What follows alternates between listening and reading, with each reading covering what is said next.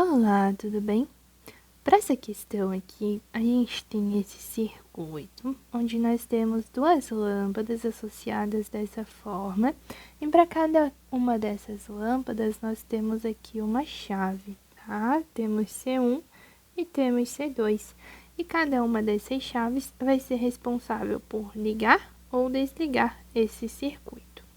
Então, ali a gente tem algumas informações de quando a lâmpada L1 está ligada, de quando a lâmpada L2 está ligada, e nós queremos saber quando as duas estão ligadas.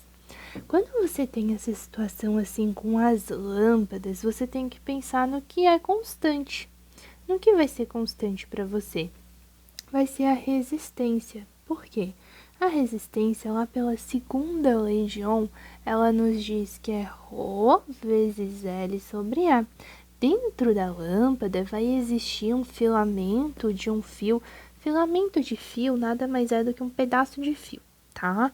Vai ter um pedacinho de fio lá dentro, e esse pedacinho de fio vai fazer com que a lâmpada funcione. Então, a resistência da lâmpada vai vir desse pedacinho de fio, que a gente pode escrever aqui por essa equação. A lâmpada vai continuar a mesma, então o material do fio vai ser o mesmo, o comprimento e a área vão ser os mesmos. Logo, a resistência dessas lâmpadas vai ser igual, tá? Então, o que eu posso fazer? Eu posso calcular a resistência de cada uma dessas lâmpadas. Depois, eu descubro a resistência total desse circuito através da resistência equivalente. E, a partir disso, a gente consegue calcular ali o valor dessa potência final que a gente vai ter com o circuito. Então, ali as informações que eu tenho é, quando a chave C1 está fechada e a chave C2 está aberta, ou seja, quando só a lâmpada L1 está funcionando, a gente vai ter o quê? Uma DDP de 120 volts, que é a DDP que vai fazer esse circuito funcionar. Vamos ter uma potência de 100 watts, tá bem? Então, eu escrevi aqui pra gente, ó. Quando tem L1, a potência é 100 watts, né? Que é só L1 funcionando. A DDP é 120 volts e a gente quer descobrir o valor dessa resistência da lâmpada L1.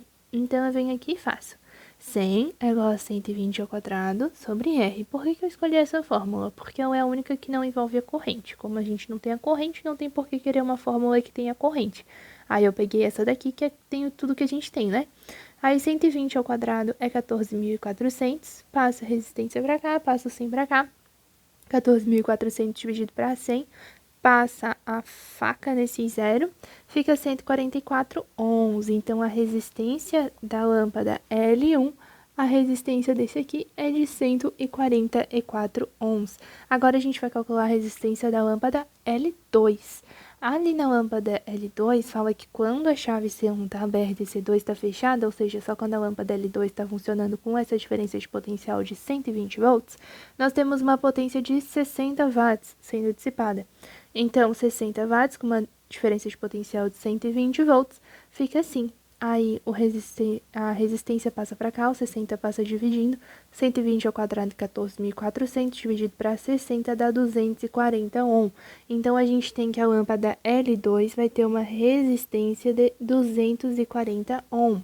Aí, agora, ele quer saber quando as duas chaves foram fechadas, ou seja, quando essa chave aqui fechar e essa daqui fechar também, ou seja, quando as duas lâmpadas estiverem funcionando. Lembra que a gente determina se uma lâmpada está em série ou paralelo ou em curto-circuito pelos pontos de potencial? É a mesma coisa que a gente vai fazer aqui. Quando o fio é o mesmo, é porque o ponto de potencial é o mesmo. Então, se eu venho aqui e chamo esse ponto de potencial de A, esse aqui vai ser o A, aí aqui vai ser A também, aí aqui em cima vai ser A também, e nessa partezinha da lâmpada vai ser A também. Aqui vai ser A, aqui vai ser A, tudo mesmo fio, tá vendo? E aqui vai ser A, ó, tudo mesmo fio, não tem nem nada, e quando chega na lâmpada, daí tu troca. Aí aqui, eu vou dizer que aqui é o B. Aí, opa, aí aqui vai ser o B também, aí aqui vai ser o B também, e aqui é o mesmo fio, né? Então, aqui vai ser o B também. Veja que a lâmpada L1 e a lâmpada L2, as duas estão entre os pontos A e B, logo elas vão estar em paralelo. Ou você também poderia ver aqui pelo caminho da corrente, né? Que essa corrente vai vir aqui, vai vir um pouquinho para cá, vai dividir um pouquinho para cá.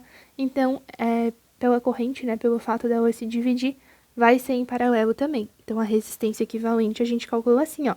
Resistência equivalente é igual a multiplicação em cima pela soma embaixo. Ou pode fazer aquele 1 sobre resistência equivalente igual a 1 sobre 144 mais 1 sobre 240.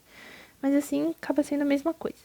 Aí, isso aqui, fazendo essa conta, né, vai dar 90 ohms. Então, a resistência equivalente do circuito vai ser igual a 90 ohms. Então, se a gente quer a potência total, né, então a gente tem que usar os valores totais. Por isso que eu estou vendo pela resistência equivalente. Quando você quer o valor total da potência que o circuito inteiro dissipa, você faz a resistência equivalente. O que é a resistência equivalente? É um valor de resistência, um único valor de resistência que é capaz de substituir todos os outros valores de resistência que estão lá dentro do circuito. Então, com essa minha resistência equivalente, é como se eu representasse todo o meu circuito em um resistor só.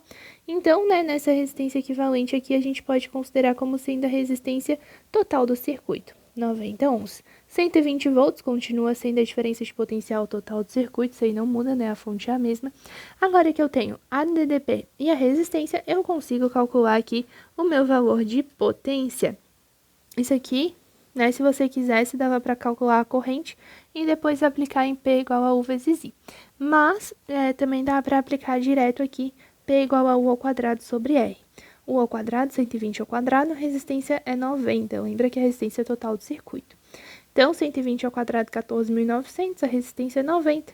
Já corta um zero aqui, né? Fica 1.440 dividido para 9, que dá 160 watts. E assim a gente tem que a potência total do circuito, quando os dois estão ligados, associados em paralelo, é de 120 watts.